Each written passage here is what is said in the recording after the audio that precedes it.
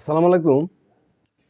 আমরা বাজার থেকে বা জমি থেকে বিভিন্ন সবজি বাড়িতে আনি খাবারের জন্য।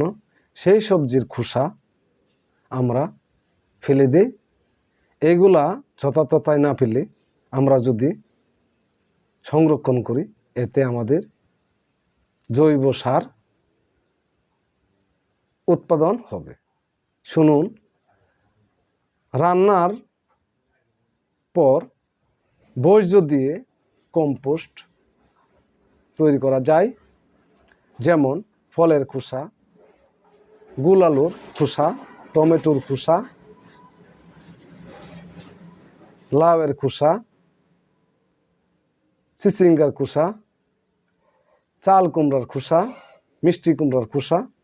এগুলা যদি আমরা 3-4 দিন পানিতে ভিজিয়ে রাখি, তারপর সেকে এই পানি গাছে দিই, এতে প্রাকৃতিক সার হিসাবে ফল দিবে আমাদেরকে এবং গাছে ফুল ও ফল বৃদ্ধি পাবে।